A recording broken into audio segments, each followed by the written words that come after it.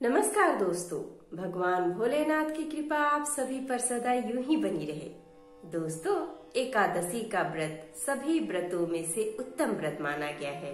एकादशी का व्रत सभी कठिन व्रतों में से एक कठिन व्रत भी माना गया है।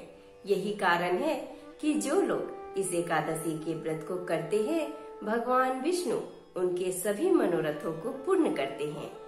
पंचांग के अनुसार हर माह में 2 एकादशी की तिथियां पड़ती हैं। इस साल यानी कि 2022 में भाद्रपद मास के कृष्ण पक्ष की एकादशी 23 अगस्त दिन मंगलवार को रखा जा रहा है। इस एकादशी को अजा एकादशी के नाम से भी जाना जाता है। इस अजा एकादशी का अपना एक अलग ही महत्व है। दोस्तों, ऐसा माना जाता है कि इस अजा एकादशी का व्रत करने से हमारी सारी मनोरथें पूर्ण होती है। हमारे जीवन में आ रहे सभी तरह की कठिनाइयाँ भगवान विष्णु हमसे दूर करते हैं और हमारा घर धन धान्य और सुख शांति से भर जाता है।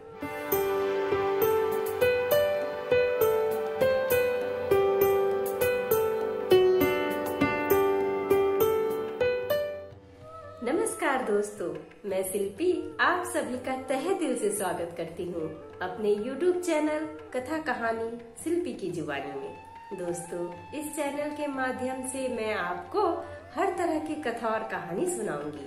अगर आपको मेरी तरह कथा और कहानी सुनना पसंद है तो प्लीज हमारे चैनल कथा कहानी शिल्पी की जुबानी को सब्सक्राइब कर लीजिए।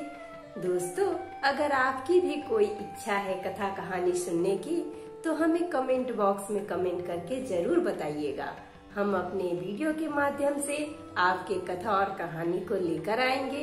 तो चलिए दोस्तों, शुरू करते हैं। बैठे बैठे क्या करें, करना है कुछ काम। सुनते हैं आज की अजा एकादशी का महात्मन, लेके भगवान विष्णु का नाम। तो आइए दोस्तों, अब हम अजा एकादशी का महात्म्य सुनते हैं। अर्जुन ने कहा, हे पुंडरीकाक्ष, मैंने श्रावण शुक्ल एकादशी अर्थात पुत्रदा एकादशी का सविस्तार वर्णन सुना। अब आप कृपा करके मुझे भाद्रपद मास के कृष्ण पक्ष की एकादशी के विषय में बतलाइए। इस एकादशी का क्या नाम है तथा इसके व्रत का क्या विधान है?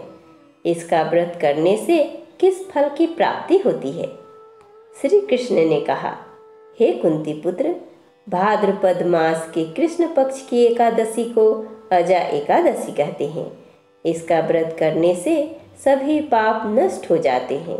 इस लोक और परलोक में मदद करने वाली इस एकादशी व्रत के समान संसार में दूसरा कोई व्रत नहीं है।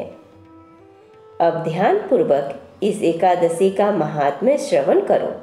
पौराणिक काल में भगवान श्री राम के वंश में अयोध्या नगरी में एक चक्रवर्ती राजा हरिश्चंद्र नाम के एक राजा हुए थे। राजा अपनी सत्यनिष्ठा और ईमानदारी के लिए प्रसिद्ध थे। एक बार देवताओं ने इनकी परीक्षा लेने की योजना बनाई। राजा ने स्वप्न में देखा कि ऋषि विश्वामित्र को उन्होंने अपना राजपाठ दान कर दिया है। सुबह विश्वामित्र वास्तव में उनके द्वार पर आकर कहने लगे, तुमने स्वप्न में मुझे अपना राज्य दान कर दिया।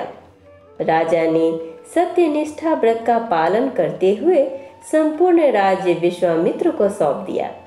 दान के लिए दक्षिणा चुकाने हेतु राजा हरिश्चंद्र को पूर्व जन्म के कर्म फल के कारण पत्नी, बेटा एवं खुद को बेचना पड़ा।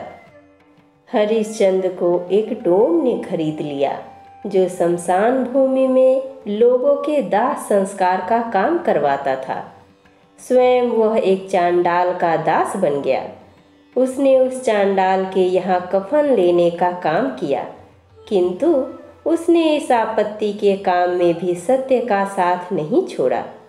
जब इसी प्रकार उसे कई वर्ष बीत गए तो उसे अपने इस नीच कर्म पर बड़ा दुख हुआ और वह इससे मुक्त होने का उपाय खोजने लगा। वह सदैव इसी चिंता में रहने लगा कि मैं क्या करूं, किस प्रकार इस नीच कर्म से मुक्ति पाऊं। एक बार की बात है, वह इसी चिंता में बैठा था कि गौतम ऋषि उनके पास पहुँचे। हरिश्चंद्र ने उन्हें प्रणाम किया और अपनी दुख भरी कथा सुनाने लगे। राजा हरिश्चंद्र की दुख भरी कहानी सुनकर महर्षि गौतम भी अत्यंत दुखी हुए और उन्होंने राजा से कहा, हे राजन, भादो मास के कृष्ण पक्ष की एकादशी का नाम अजा है। तुम उस एकादशी का विधान पूर्वक व्रत करो तथा रात्रि को जागरण करो, इससे तुम्हारे सभी पाप नष्ट हो जाएंगे। महर्षि गौतम इतना कहकर अलोप हो गए। अजा नाम की एकादशी आने पर राजा हरिश्चंद्र ने महर्षि के कहे अनुसार विधान पूर्वक उपवास तथा रात्रि जागरण किया। इस व्रत के प्रभाव से राजा के सभी पाप नष्ट हो गए। उस समय स्वर्ग में नगाड़े बजने लगे तथा पुष्पों की वर्षा होने लगी। उन्होंने अपने सामने ब्रह्मा, विष्णु, महेश तथा देवेंद्र आदि देवताओं को खड़ा पाया। उन्होंने अपने मृतक पुत्र को जीवित तथा अपनी पत्नी को राजसी वस्त्र तथा आभूषणों से परिपूर्ण देखा। व्रत के प्रभाव से राजा को पुनः अपने राज्य की प्राप्ति हुई। वास्तव में एक ऋषि ने राजा की परीक्षा लेने के लिए यह सब कौतुक किया था, परंतु अजा एकादशी के व्रत के प्रभाव से ऋषि द्वारा रची गई सारी माया समाप्त हो गई और अंत समय में हरिश्चंद्र अपने परिवार सहित स्वर्ग लोक को गया। हे राजन, यह सब अजा एकादशी के व्रत का प्रभाव था। जो मनुष्य इस उपवास को विधान पूर्वक करते हैं तथा रात्रि जागरण करते हैं, उनके सभी पाप नष्ट हो जाते हैं और अंत में वे स्वर्ग को प्राप्त करते हैं। इस एकादशी व्रत की कथा के श्रवण मात्र से ही अश्वमेध यज्ञ के फल की प्राप्ति हो जाती है। इस तरह से दोस्तों, जो व्यक्ति अजा एकादशी का व्रत करता है वह ऐश्वर्य और मुक्ति को प्राप्त करता है। भगवान विष्णु इसकी आयु, कीर्ति, यश, लाभ, पुत्र और पौत्रों से भर देते हैं। इसी जन्म में सभी प्रकार को सुखों का भोग कर अंत में उसे मोक्ष की प्राप्ति होती है।